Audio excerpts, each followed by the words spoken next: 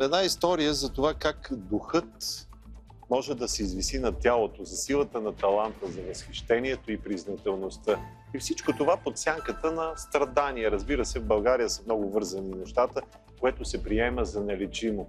Един репортаж от Силистра, вижте го.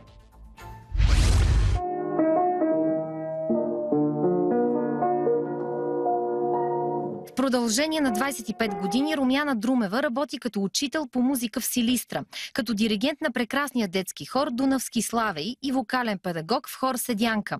Когато е на 22 години обаче и поставят тежка диагноза – множествена склероза. През 2004 година при влошено състояние неочаквано и се открива шанс да се лекува във Франция и тя заминава. Започва рехабилитация 3 пъти седмично в град Бордо. И в един момент главният лекар ме попита какво съм работила в България и за какво мечтая. И аз поделих какво съм работила тук. И като експеримент той ми каза: хайде, ето ти 2 човека, работи. И започнах да работя с тия 2 болни. Хората от 9 инвалиди, тежко подвижни в колички, някои с проблеми в говора поради поражение от инсулт. Възрастта има от 18 до 60 години. Но концертът минава блестящо, не само залата, но и коридорите са препълнени. Впечатлен от постигнатото, завеждащият отделението дава приготвен от по-рано договор на Румяна да води още 2 хора, безсрочен докато тя пожелае. Без заплащане, но пък работата й се признава за стаж. Едно от притесненията на чувствителната българка е, че трябва да учи французите да пеят техните си френски песни. Все едно да дойде американка и да започне нас, българите, да ни учи как да пеем "Полегнала е Тодора". И в началото се чувствах много притеснена, но се радвам, че бях приета и ме разбираха. Разбираха ми начина на работата, разбираха това, което трябва всички да направим заедно. За всичко това Румяна е благодарна на наученото в България. Но тъй като талантът мирен не стои, въпреки тежкото си заболяване, Румяна кандидатства за вокалист в хора на Бордо, най-големият хор в югозападна Франция. И когато я прослушва диригентката, я прегръща с думите: "Добре дошла в моя хор".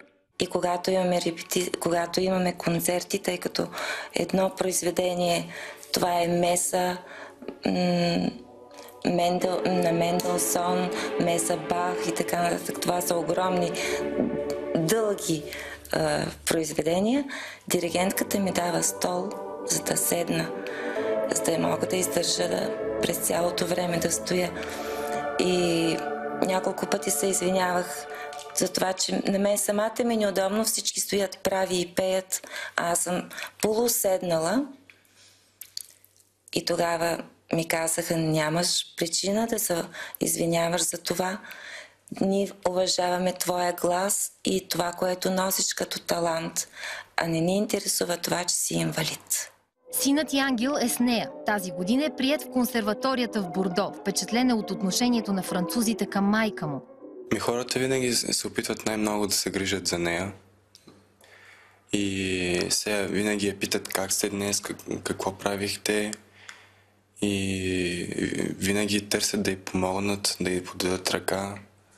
Оценяват го, защото където и да е била отишла, винаги благодарят.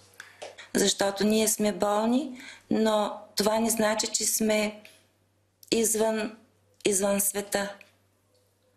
И разчитаме на помощта на здравите, които да ни подпомогнат не финансово толкова, а с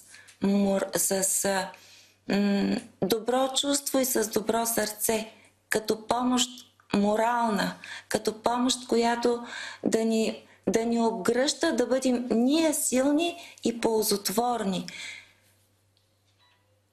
Има болни на всяка възраст, от деца до възрастни. Ние сме болни, но това не значи, че сме мъртви. Не ни погребвайте. Не ни погребвайте. Ние все още сме ползотворни и за здравите. Всъщност, тръгнахме от таланта на една българка и стигнахме до истината, която някой някъде беше казал. Зрелостта на едно общество се мери по отношението му към немощника.